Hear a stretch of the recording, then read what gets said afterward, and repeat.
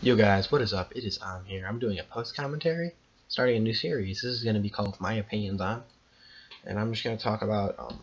This episode will be what I think the best blitzes are, and just my opinions on different blitzes. I've got them in three tiers, which are the must buys, the average ones, and then the mediocre ones. So I'm going to start out with the must buys, and I'm going to list them off for you guys.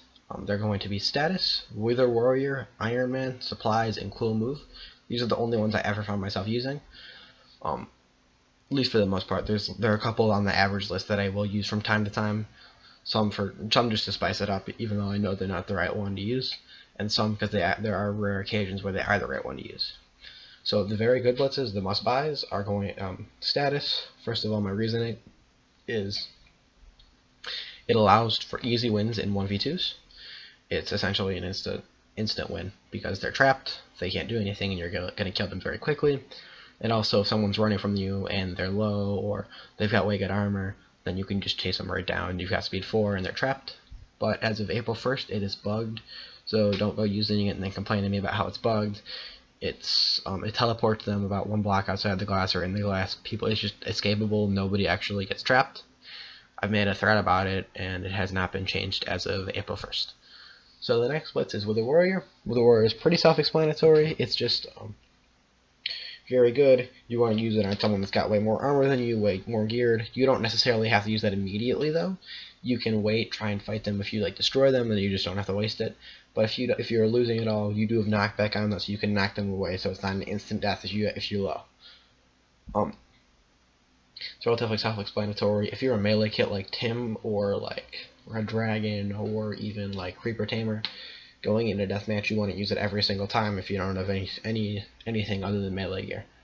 No pots, no nothing. So the next one I want to talk about is going to be Iron Man. Iron Man is only good. It's very case specific, where if you have speed pot, you want to use it every time, but if you don't, you never want to use it.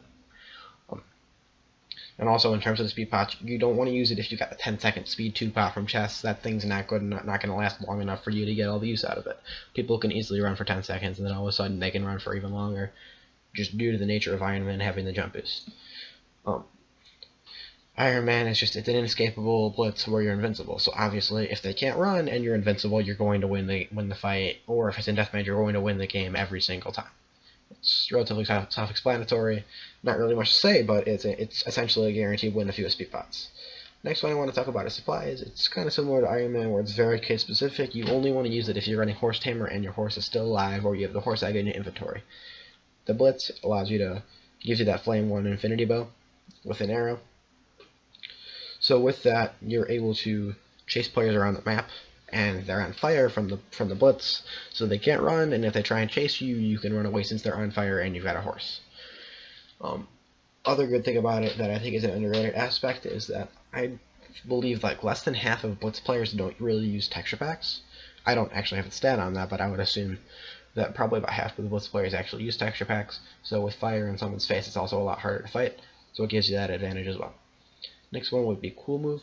Cool Move is also extremely case specific, where if you're running Archer or Hunter at like level 9 or 10 on Hunter or 8 through 10 on Archer, and you've got that power bow on either one, or even if you just have a power bow with a bunch of arrows, you want to use Cool Move, and also only on water maps like Despair, like Docks, like Gatu, like Aeons, those types of maps, where you can TP people into the middle of the water and there's no easy way to get to land.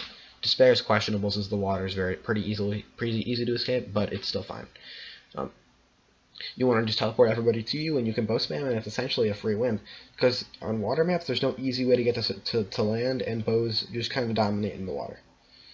It's relatively self-explanatory, but I've really never seen anybody doing it other than myself, which I'm kind of surprised about.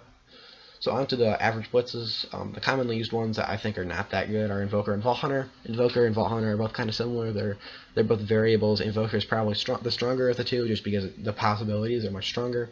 Because Vault Hunter only gives gear, while Invoker gives like the instant kill with the launch scroll or the diamond sword, which is essentially equivalent to Vault Hunter. You can get strong weapons off of Vault Hunter as well.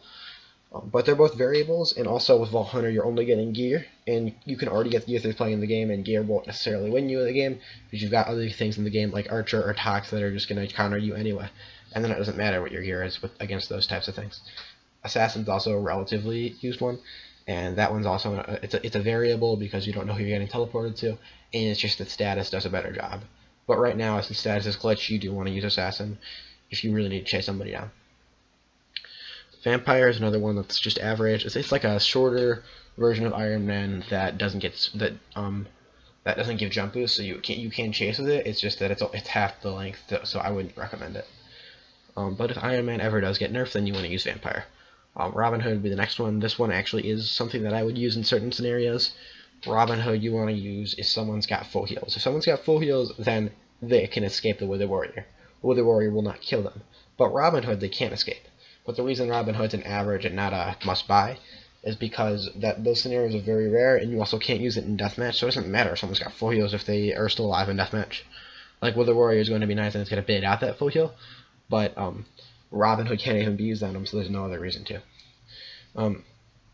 Other average ones are going to be No Country for Old Men and Roulette. They're both kind of similar to Robin Hood. Roulette is also another way to kill someone with full heals. It's average because it's able to get that job done, but it's a variable, so it's never going to be a must-buy. But it's something that's fun, and it can do a similar job to Robin Hood, where it can take out somebody with full heals. No Country for Old Men as well is an average because you are able to get that quick kill, but only if you land. I think it's either 4 pellets or all your pellets. Not entirely sure how the Blitz works. I've only used it a few times, but it's definitely an average and not mediocre. So the mediocres are going to be Jedi Knight, Gremlin, Nuke, Ninja, and Nocturne.